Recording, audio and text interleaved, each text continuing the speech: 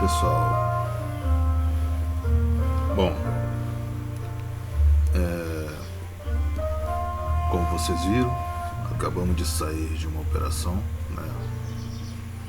Tô numa conta simulador, tô há dias fazendo backtest, testando, né, o meu operacional, setup com o qual eu tô fazendo, né, meu próprio setup. E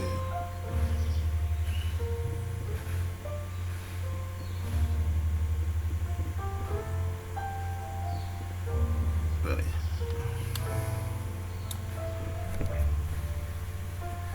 Tem sido bem satisfatório, né? Não tem nem um mês que eu tô fazendo esse backtest com esse setup, né? O W30, desculpa, o W33, né? Então, eu estou usando como parâmetros os indicadores das médias móveis,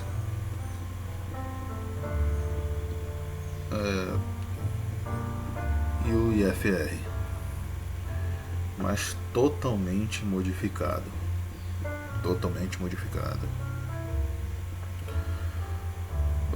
Geralmente as pessoas, como manda os livros, né? Geralmente você, quando está acima de 70, 60, 80, você procura por uma venda, né? Que já está muito sobrecomprado. E assim você procuraria por uma compra se estivesse abaixo de 20, 30, 35, né? Aí você procuraria por uma compra. Bom, eu já estou fazendo diferente. Na tela, no IFR, você está vendo a coloração das médias, né? Então, já coloquei a coloração para ficar mais fácil para deduzir como que é.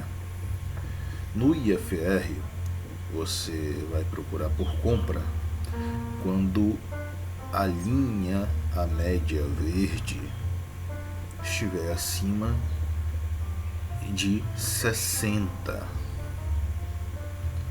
Quando a linha com a média verde estiver acima de 60, a média de 9 períodos estiver acima de 60, você vai procurar por compra.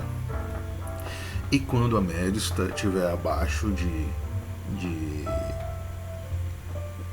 40, você vai procurar por venda. Então é o contrário.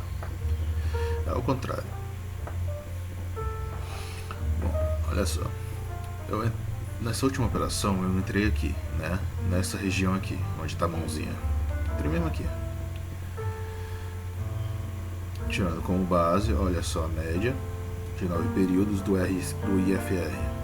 Estava acima de 60, né? Então eu pude surfar e pegar sem preocupação nenhuma,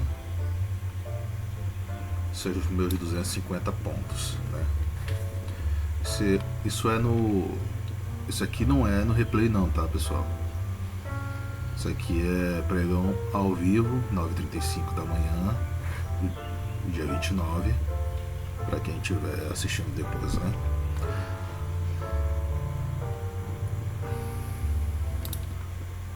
Cadê?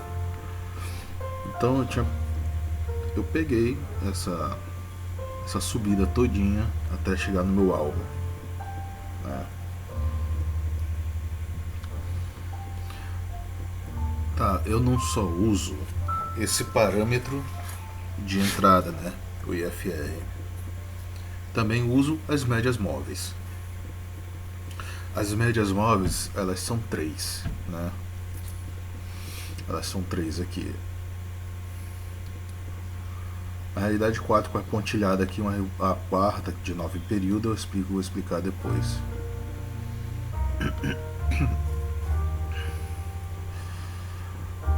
As médias brancas, que fazem tipo um canal, elas são as máximas e as mínimas.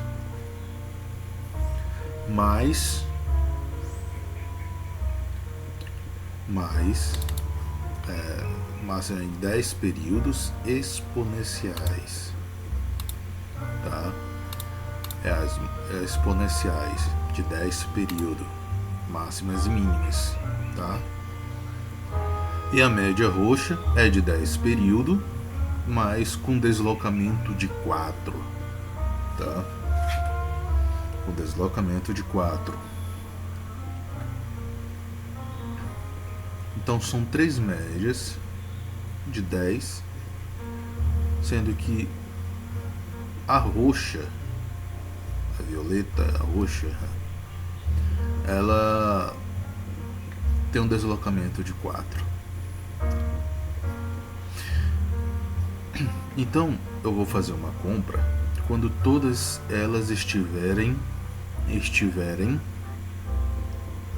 em conformidade uma com as outras, indicando uma mesma direção. Quando, vamos pegar esse exemplo que eu acabei de fazer aqui, quando o candle partir para cima das médias do canal branco, fechar acima, a média roxa estiver abaixo do canal branco e o IFR estiver acima de 60, efetuarei uma compra. No caso que me deu 250 pontos. Eu não coloquei em cima do espontilhado vermelho porque nunca é uma região, não é que vai chegar naquele pontilhado vermelho, é uma região, tá? Depois eu explico o que são essas linhas vermelhas aqui. Lembra alguns vídeos que eu tenho aí atrás, eu tenho o indicador DD, né? Mas aí eu encontrei eu não lembro agora, um canal que ele botou o indicador DD na tela, né? Como se fosse linhas. Tá aqui, ó. Essas linhas aqui é o indicador DD. São os sinais de entrada do indicador DD. Então vê que bate o indicador DD com as entradas, com os outros sinais. Então isso é uma forma de, para mim, analisar os parâmetros e tomar a decisão, né?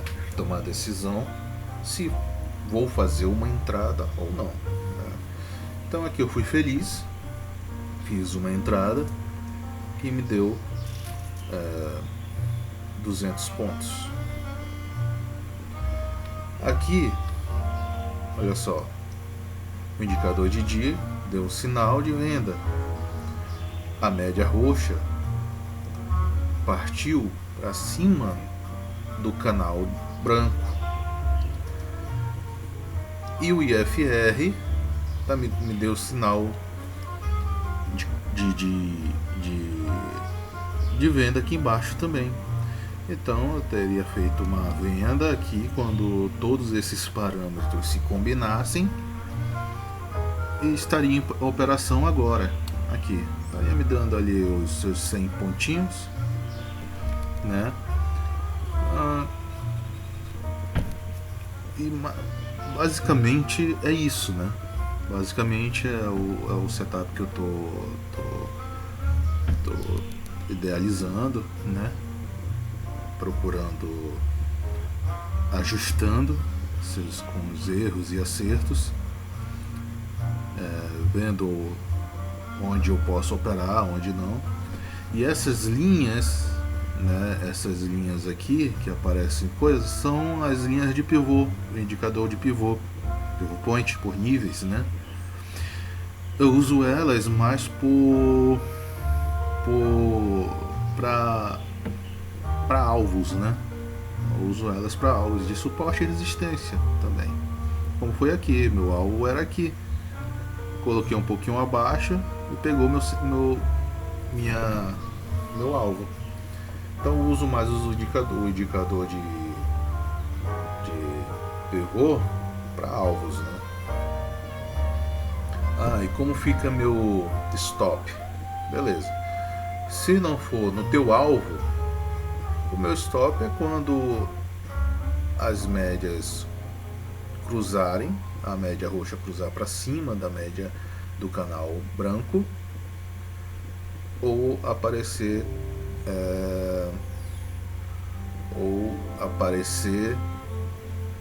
o sinal do Didi ao contrário, né?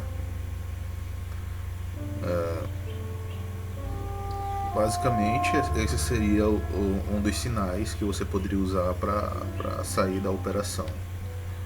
Mas o meu foi alvo, pegou no meu alvo e saiu da operação.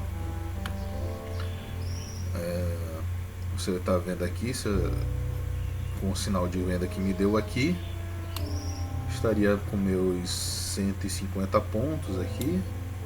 Talvez ele desça até aqui nos 50% do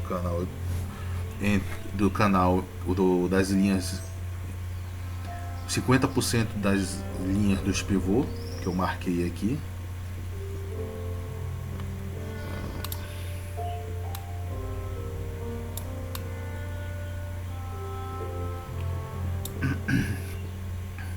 Estamos numa possível queda agora.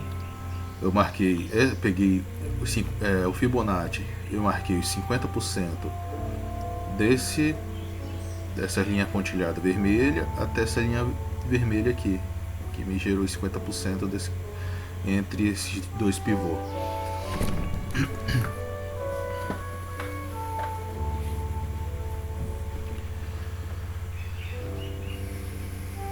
Então estamos ainda no 1 minuto, ainda estamos nessa possível uma tendência um pouquinho forte de queda nesse 1 minuto para fazer scalp de 100 pontos, 150 pontos, 200 pontos. Talvez ele pegue esse alvo de 50 pontos, 50% aqui dentre os pivôs, né? Seria por aqui assim. E se tivesse nessa operação, né? Teria entrado aqui assim.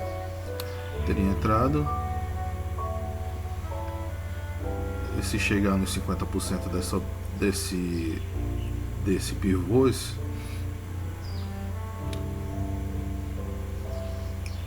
me daria mais 235 pontos, que eu ia deixar por aqui o meu alvo aqui assim. Então é isso, pessoal. Esse é um videozinho rápido, explicativo desses ajustes que eu estou fazendo, né? Esse protocolo que eu estou criando. Estou vendo seus acertos e seus erros e melhorando cada dia. Então, vamos para cima. Beleza, pessoal? Um abraço.